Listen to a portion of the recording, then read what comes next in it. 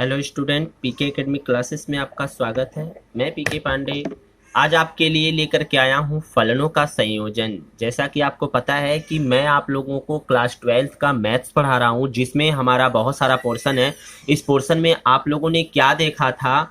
Chapter number first जो था संबंध तथा फलन, तो इसमें हमने देखा था क्या कि हमारा ये पोर्शन, तो क्या देखने में आ रहा होगा कि पहला टॉपिक फलन, फलन के प्रकार, फलनों का संयोजन, प्रतिगम। तो हमारा आज टॉपिक है फलनों का संयोजन।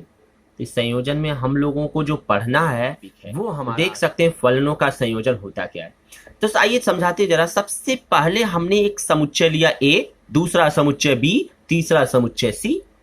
अब ए से बी में ऑलरेडी आपको पता है कि अगर ए से बी में अगर फलन दिखाना तो एफ एक मैपिंग होती है, और बी से सी अगर इसको ढक लेंगे तो बी से सी में एक मैपिंग होगी, इसको ढकेंगे तो बी से सी में एक मैपिंग होगी, जिसे कहेंगे जी। क्लियर? अब मान लेते हैं ए से बी में अगर ए बी का भाई है, बी सी का भाई है, तो ए सी का क्या होगा? भाई होगा। तो वही चीज यहां करा है। एफ से ए से बी में एक मैपिंग है एफ, बी से सी में एक मैपिंग है जी, तो ए से सी में एक मैपिंग होगा जिसका नाम होगा, ध्यान दीजिएगा, यहां से यहां तो होता है लेकिन लिखते हैं ऐसे हैं क्योंकि ये स्टार्टिंग होता है। तो जी ओ एफ, गॉफ। क्या पढ़ते हैं इसको? गॉफ, जी ओ एफ। यानी कि जी ओ मीन्स होता ऑपरेटेड, यानी जी ऑपरेट कर रहा है, जी ऑपरेट यानी कि ओ, तो इसका मतलब जी ओ एफ, यानी जी के। अब ये जरूरी नहीं है कि जी क्या हो रहा है, प्लस हो रहा है कि माइनस हो रहा है कि गुणा हो रहा है। तो क्या देखा गया कि ओ मीन्स प्लस माइनस जोड़ घटाना, कुछ भी ऑपरेशन होता है। तो यहां पर पता नहीं क्या कौन सा ऑपरेशन होगा, तो ही करा जी ओ एफ यानी gof. Map from A to C, यानी कि ये क्या लिख सकते हैं? F maps from A to B, और इसे क्या लिख सकते हैं? G maps from B to C. इसको मैप्स फ्रॉम पढ़ने के लिए बताया भी गया था आपसे। तो ये यहां से क्या होगा? Gof maps from A to C. इस प्रकार से होगा कि क्या होगा? फलनों का संयोजन। फलनों के संयोजन को इंग्लिश में क्या कहते हैं? Composition of function. क्या नाम है इसका? Composition of function. तो आइए जरा देखते हैं, जो मैंने बोला उसी को हम यहां दिखा रहे हैं। क्या? तो यदि F maps from A to B है, G maps from B to C है, तो फलन, तो दो फलन है, तो एफ और जी का संयोजन जो होगा, इन दोनों का जो संयोजन होगा गॉफ कहलाएगा। जो ए से सी में एक ऐसा फलन होता है जो ए के प्रत्येक अवयव को सी के एक अद्वितीय अवयव से संबद्ध करता, अर्थात गॉफ, यानी कि G O F, gof maps from A to C. इसको पढ़ते हैं मैप्स फ्रॉम, यानी कि ऐसे भी कह सकते हैं गॉफ फलन है ए से सी में। तो एफ और जी संयोजन को निम्न प्रकार से लिख सकते हैं। क्या लिख सकते हैं? Gof of x. जैसे आप क्या लिखते हैं? F of x is equal to Y. यहां पर अगर यक्स ले लेते हैं, यहां पर अगर वाई ले लेते हैं, यहां पर जेड ले लेते हैं, तो आप यहाँ पर यक्स है तो यानी कि इसके ऊपर जब यफ लगाएंगे तो यफ ऑफ यक्स बराबर क्या लिखते हैं? वाई। तो उसी प्रकार से, क्योंकि जी ओ एफ पे तो गॉफ ऑफ यक्स यानी gof of x is equal to क्या हो जाएगा? देख सकते हैं, जी को यहीं रहने दीजिए, गॉफ को यानी जी को पहले कर लीजिए, इस पहले एफ को साथ यक्स को मैप करवा दीजिए। यहां पर देखिए यही फैक्ट होता है, जहां यक्स क्या है? ए से है। क्या इससे पता चल रहा है? नंबर फर्स्ट, गॉफ का प्रांत क्या होता है? एफ का प्रांत। इस गॉफ का प्रांत क्या होता है? देखिए अब तो बीच वाला ये गायब हो गया, ये बीच वाला सिस्टम गया ये ना, तो ये और ये बचा। तो आप इसमें देख रहे हैं इन दोनों में सिस्टम में क्या हो रहा है कि जो गॉफ का प्रांत होगा ए, वो इसी का यानी कि किसका कहलाएगा? एफ का प्रांत कहलाएगा। यानी एफ का प्रांत क्या है? ये ए। इसी प्रकार से गॉफ का सह प्रांत क्या है? गॉफ का सह प्रांत क्या कहलाता है? जी का सह प्रांत। अरे भाई, गॉफ का सह प्रांत यानी जी का सह प्रांत। अच्छा आप देखिए इस जी का सह प्रांत क्या, इसको ढक लीजिए तो जी का प्रांत ये हो जाएगा, जी का सह प्रांत ये हो जाएगा। और अगर एफ का देखेंगे तो एफ का प्रांत ये हो जाएगा, एफ का सह प्रांत ये हो जाएगा। तो देख लीजिए इसका मतलब क्या हुआ? ए और सी आ रहा है ना, तो यानी कि एफ का प्रांत है, तो प्रांत देख लिए हम। तो और गॉफ का सह प्रांत अगर देखेंगे तो जो जी का सह प्रांत होगा वही इसका भी होगा। तो वही चीज यहां लिखा है, गॉफ का सह प्रांत जी का सह प्रांत कहलाता है। क्लियर हो गया? इसी प्रकार से अगर देख सकते हैं परिसर ऑफ एफ, सबसेट ऑफ परिसर ऑफ जी, यानी कि एफ का जो परिसर होगा यानी यहां जो निकलेगा, और जी का जो परिसर होगा, तो अभी अब आप ये इसमें आ रहा है, ठीक। तो वही यहां देखने को मिल रहा है परिसर ऑफ एफ, प्रांत ऑफ जी का, यानी जी का एफ का जो परिसर होगा वही जी का क्या कहलाएगा? प्रांत कहलाएगा, क्योंकि ये प्रांत इसके लिए जी की हो जाएगा ना। वही चीजें यहां दिखाएंगे। अब हमको क्या कह रहा है कि फलनों का संयोजन क्रम विनिमय नियम का पालन नहीं करता, यानी fog is equal to gof कभी नहीं होता है, याद रखिएगा, यानी gof is equal to fog कभी, ये बस सोच लीजिए कि जी ओ एफ जो होगा वो पलट देंगे तो एफ ओ जी हो जाएगा, कभी नहीं होगा, क्रम विनिमय नियम फॉलो नहीं होता है। आइए जरा जैसे दिखाते हैं, मान लीजिए एफ एक्स बराबर 3x प्लस 5 दिया है और जी एक्स बराबर एक्स स्क्वायर दिया है, ठीक है। तो क्या देख रहे हैं, फॉग क्या निकालेंगे, फॉग निकालना है, तो फॉग इज इक्वल टू लिख सकते हैं एफ ऑफ फॉग ऑफ 3 निकालना है यदि हमको, तो एफ इसको फॉग ऑफ 3 कर दीजिए, तो एफ को यहीं छोड़ दीजिए, जी को इस पे ले लीजिए तो जी ऑफ 3, तो एफ को यहीं रहने दीजिए। जी ऑफ 3 का मतलब क्या है, जी ऑफ एक्स का मतलब एक्स स्क्वायर, तो जी ऑफ 3 का मतलब क्या हुआ, एक्स के पावर क्यू यानी 9 हो जाएगा, तो यहाँ देखिए 3 स्क्वायर हो गया यानी 9 हो गया, तो एफ ऑफ 9, और एफ ऑफ एक्स बराबर 3x प्लस 5 दिया है, तो एफ ऑफ 9 बराबर क्या हो जाएगा, एक्स के जगह पर 9 रख दीजिए, तो 3 into 9 plus 5 is equal to हो जाएगा कितना, 27 प्लस 5 इज इक्वल टू 32। बहुत ही आसान तरीके से ऐसे ही आप कर सकते हैं, कुछ भी नहीं है, बस अगर ये दोनों दिया है तो आप फॉग या गॉफ निकाल सकते हैं। आइए एग्जांपल दिखाते हैं, ए बराबर दिया है, बी बराबर दिया है, सी बराबर दिया है, जहां एफ मैपिंग दिया है, जी मैपिंग दिया है, तो कह रहा है तब एफ का मान, एफ का जो मैपिंग है वो दिया है ये, और जी का जो मैपिंग है वो ये दिया है, तो कह रहा गॉफ का मान निकालिए। तो पहली बात हम बनाने चलते हैं, ये ए है, ये बी है और ये सी है। ए में 1 2 3 4 है, मैंने लिख दिया, बी में ए बी सी डी है, मैंने लिख दिया, सी में एल एम एन है, मैंने लिख दिया, क्लियर। तो ये देखिए यहां से मैपिंग एफ है, इसका मान दिया है, यहां से मैपिंग यह है, इसका मान दिया है, इसका तो देख सकते हैं 1 ए पे है, 1 किसके है, ए पे है, 2 सी पे है, 2 किस पे है, सी पे है, 3 बी पे है, 3 किस पे है, बी पे है, 4 किस पे है, 4 ए पे है, क्लियर। ये चीज ऐसे दिया, और इसमें का मतलब क्या है, ए एल पे है, ए किस पे है, यल पे है, फिर बी किस पे है, यल पे है, फिर बी सी किस पे है, यम पे है, और फिर डी किस पे है, एन पे है, नहीं सॉरी डी एम पे है, ये एन पे नहीं है, ठीक है। इसी चीज को हम लिखने चल रहे हैं। तो आप देख रहे हैं ये प्रांत है यफ का, ये सह प्रांत है यफ का, यह प्रांत है जी का, और यह सह प्रांत है जी का, क्लियर। आइए देखते हैं यफ का प्रांत क्या हो जाएगा। सबसे पहले यफ का प्रांत देखते हैं, तो 1 2 3 4 ये दिया है, और ये किसमें है, ए में है, ए हो गया।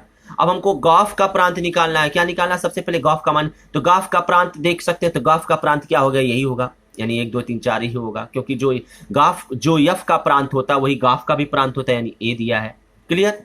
अब आइए, तो एक कितने अवयव दिए हैं, 4, तो चारों अवयव को अलग अलग निकालते, तो पहले गाफ के ऊपर 1 का मान निकालेंगे, फिर गाफ के ऊपर 2 का मान निकालेंगे, गॉफ के ऊपर 3 का मान निकालेंगे, इस गॉफ के ऊपर फिर 3 का मान, 4 का मान। तो आइए गाफ का मान 1 निकालते हैं, तो gof of A is equal to क्या हो जाएगा, जी को रहने दीजिए, और एफ इस पे अप्लाई होगा तो जी एफ ऑफ 1 हो जाएगा, और एफ ऑफ 1 का मतलब आपको देखिए दिया है, एफ में देखिए 1 का मतलब ए दिया है, तो एफ ऑफ 1 का मतलब क्या हो जाएगा, ए, इसके जगह पर क्या लिख दिया, ए। अब ये क्या मिल गया, इसके बगल में जी लिखा था, ये हो जाएगा जी ऑफ ए, दो फलन है ना, तो पहले इसमें से एक फलन इस पे अप्लाई करके इसका मान निकालेंगे, फिर जो दूसरा फलन बचा उस पे जो मान आएगा उस पे अप्लाई करके उसका मान, तो जी ऑफ ए, तो जी में देख लीजिए एक किससे ऑपरेट हो रहा है, यल से ऑपरेट हो रहा है, अगर ये नहीं बनता तो भी काम चल जाता आपका, तो यल से ऑपरेट हो रहा है, तो G of A is equal to y हो गया।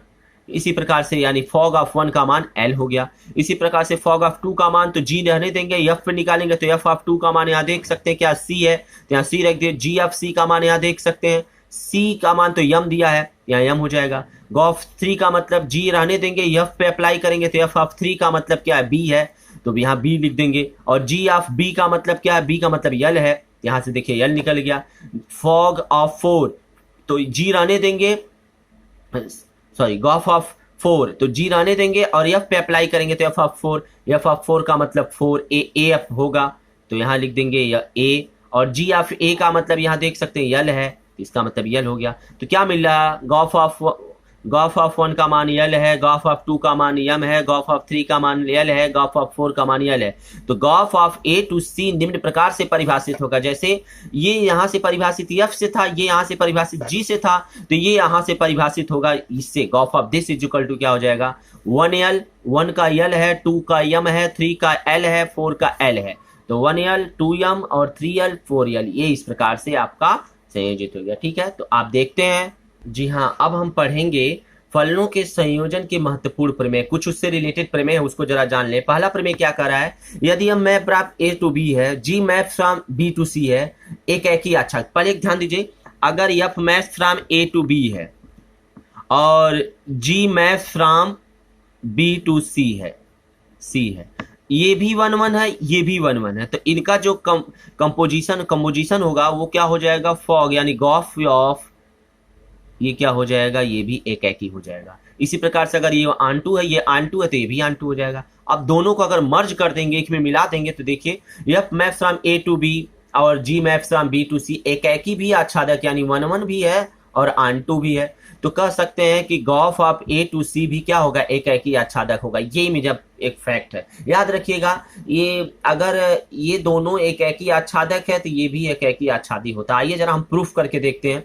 मान लेते हैं ए दिया है, बी दिया है, सी दिया है, यहाँ से मैपिंग एफ है, यहाँ से मैपिंग जी है, इसमें एक्स ले लीजिए, इसमें वाई ले लीजिए का अवयव, इसमें जेड ले लीजिए, तो ये हो जाएगा गॉफ ऑफ। ठीक, तो आइए लेते हैं फॉर 1 1 के लिए माना है x1 x2, इसमें कोई दो अवयव ले लेते हैं, x1 और x2 दो अवयव ले लेते हैं ए में, इस प्रकार से है। तो आप क्या जानते हैं इसके लिए, एफ ऑफ x1 बराबर एफ ऑफ x2 लेकर के चलते हैं और क्या हमको मिलना चाहिए, x1 बराबर x2। तो यहाँ पर गॉफ के लिए ले रहे हैं तो गाफ ऑफ x1 बराबर गाफ ऑफ x2। तो एक बार g को ही रहने दीजिए, ये इस पे अप्लाई होगा तो f ऑफ x1 हो जाएगा, g को ही रहने दीजिए, ये इस पे अप्लाई होगा तो f ऑफ x2 हो जाएगा। आप देख सकते हैं f ऑफ x1, क्योंकि आप यहां से क्लियर है दोनों तरफ g है, तो आप g किसी फलन पे कर रहा, g एक ही फलन ऑलरेडी यहाँ कह रहा है कि g क्या है, ये देखिए g और f दोनों क्या है, एक ही आच्छादक है, यानी एक ही है। तो g एक ही है तो इसका मतलब कह सकते हैं कि दोनों तरफ g गायब हो जाएगा। ठीक, तो मिलेगा एफ ऑफ x1 बराबर एफ ऑफ x2। क्लियर। अब यहां से देख रहे हैं कि एफ भी एक ही है, तो एफ भी एक ही है तो एफ हट जाएगा तो x1 बराबर x2 हो जाएगा। तो क्या पता चला कि ये गॉफ लेकर के चले, मिल गया x1 बराबर x2, अतः गॉफ क्या है, एक ही फलन है। इसी प्रकार से आंटू यदि लेकर के चलेंगे तो मान लेते हैं कि इस सी में आपने देखा था आंटू किसको लेना, गॉफ के, तो गॉफ में बीच वाला छोड़ देते हैं, केवल इससे मतलब रखते हैं, ए और सी से। तो देखिए हमने बताया था जब भी आंटू लेंगे तो इसमें कोई ना कोई एक अवयव लेंगे। तो मान लीजिए जेड है, तो माना जेड क्या है, सी में एक अवयव है, ठीक है, अपनी स्विच है। तो हमको जब इसमें एक अवयव है तो इसमें किसमें, इसमें ए में, तो पहली बात जब इसमें लेनी है तो सबसे पहले हमको इससे दिखाना होगा। तो हम बी में क्या है, एक अवयव वाई लिए हैं, तो कह रहा है कि मान लीजिए वाई क्या है, बी में इस प्रकार से अस्तित्व होगा कि इसके ऊपर जो ही लगाएंगे यानी जी ऑफ वाई लगाएंगे तो क्या मिल जाएगा, जेड। तो ये देखिए जी ऑफ वाई बराबर ले लेंगे जेड, यानी अगर जेड इसमें है और y यहाँ का है तो ये g इस पे अप्लाई जब होगा तो इसके बराबर होना चाहिए, यानी कि इस पे अप्लाई होगा तो इसके बराबर होना चाहिए, तो वही है, यानी g आच्छादक है, दिख रहा है यहाँ से। इसी प्रकार से y अगर b में है, y हमने b में लिया तो x कहाँ a में, इस प्रकार से लेंगे कि इस पे अप्लाई करेंगे, f ऑफ x बराबर क्या हो जाएगा y। तो वही देख लीजिए f ऑफ x बराबर क्या हो जाएगा, देखने पे आ रहा b में इस प्रकार से है अस्तित्व, सॉरी x में इस प्रकार से अस्तित्व होगा कि f ऑफ x बराबर क्या हो गया y, ये भी आच्छादक होने की वजह से। तो आप देख रहे हैं कि ZC के लिए अब हम क्या लेंगे, ZC में इस प्रकार से लेंगे कि यहां पर x यानी गॉफ के रिस्पेक्ट में निकालेंगे। तो देख सकते हैं x a में इस प्रकार से होगा कि गॉफ ऑफ, ऐसे भी लिख सकते हैं, तो g of f of x, तो f ऑफ x का मान ऑलरेडी पता है y, तो यहाँ रखेंगे y, तो हो जाएगा। तो ऐसे भी लिख सकते हैं, चाहे ऐसे लिखिए चाहे इसी चीज को ऐसे भी तो लिख सकते हैं, g o f of x। जी हाँ, देखने में ये पता चल रहा है कि गॉफ ऑफ आच्छादक फलन हो गया, देख रहे हैं यहाँ से। तो गॉफ क्या आच्छादक फलन है, यानी गॉफ आच्छादक है, और ऊपर से देखने में आ रहा था यहाँ पर गॉफ क्या एक ही है, इसका मतलब कह सकते हैं कि गॉफ एक ही आच्छादक है। ठीक है, आगे देखते हैं दूसरा प्रमेय। जी हाँ, थ्योरम नंबर 2 क्या कर रहा है, यदि f maps from a to b तथा f maps from b to c है, दो फलन है, तब तो कह रहा है कि गॉफ ऑफ ac आच्छादक होगा कब, जब जी जो होगा बी से सी में आच्छादक है। गॉफ ऑफ ए सी एक ही होगा कब, जब एफ ए से बी में एक ही है, यानी कि गॉफ आच्छादक होगा जब बी से सी में आच्छादक होगा, और गॉफ एक ही होगा जब ए से बी में एक ही होगा, और गॉफ ए से सी में आच्छादक है जब जी से बी में एक ही है। और इस प्रकार देखिए, यहां से देख लीजिए, गॉफ ए से सी में आच्छादक है और जी बी से सी में एक ही है, तो कह सकते हैं एफ ए से बी क्या है, आच्छादक होगा। यानी कि अगर ये आच्छादक है, यह एक ही है जी, तो एफ क्या होगा, आच्छादक होगा। क्लियर। अगर यह एक ही है और यह आच्छादक है, यानी कि जी क्या होगा, एक ही होगा। क्लियर हो गया बात, ये बस आपको समझना था, थोड़ा सा पॉइंट था आपका। आइए अगला देखते हैं, नोट क्या कर रहा है। यदि गॉफ एक ही है तब यह आवश्यक है कि दोनों यानी एफ और जी क्या होना चाहिए, एक ही, यानी एफ भी एक ही और जी भी एक ही है, तो गॉफ एक ही है, पक्का है। यानी गॉफ एक ही है तो एफ और जी दोनों एक ही होगा। और कह रहा है कि यदि गॉफ आच्छादक है तो ये निश्चित नहीं है कि एफ तथा जी दोनों आच्छादक होगा। क्लियर हो गया, यानी एक ही है तो दोनों एक ही होंगे, लेकिन आच्छादक है तो क्लियर नहीं है, हो भी सकता नहीं भी हो सकता है। आइए थ्योरम नंबर 3 देखते हैं क्या करा। थ्योरम नंबर 3, यदि F maps from A to B एक फलन है तो एफ FOIA, IA मतलब होता है तत्समक फलन। तो A के लिए तत्समक फलन और B के लिए तत्समक फलन दोनों को आपस में अगर हम देखेंगे तो ये F के बराबर हो जाएगा। यानी F ऑफ तत्समक फलन A का और F ऑफ तत्समक फलन B का दोनों को करेंगे तो F ही मिलेगा। अतः IA और IB यहाँ से देखने में आ रहा होगा आपको, A और B क्या है, तत्समक फलन है। आइए कुछ होमवर्क है आपके लिए, देख सकते हैं होमवर्क में। यदि F और तथा G ये मान दिया F के लिए और ये दिया G के लिए, तो कह रहा है फॉग निकालिए, फॉग निकाल लीजिएगा। क्लियर? फॉग कैसे निकालेंगे, तो fog of this is equal to आप लिख सकते हैं डायरेक्ट ऐसे। ध्यान दीजिएगा, इसके लिए क्या करेंगे, F यानी यहाँ से A बनाएंगे, यहाँ से B बनाएंगे, यहाँ से C बनाएंगे, इसमें F दिखाएंगे, इसमें G।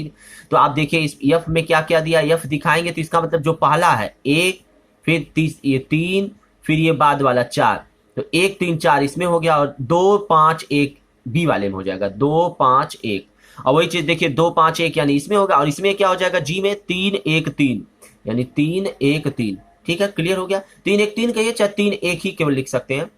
तो आप देख सकते हैं अगर फॉग कह रहा है यानी यहां से यहां तक का आप गॉफ निकालते हैं तो फॉग कह रहा है, तो फॉग में आप क्या लिख सकते हैं, फॉग ऑफ एक्स के लिए एफ रहने दीजिए यानी जी ऑफ एक्स, तो यहां से जी ऑफ एक्स भी निकाल सकते हैं आराम से।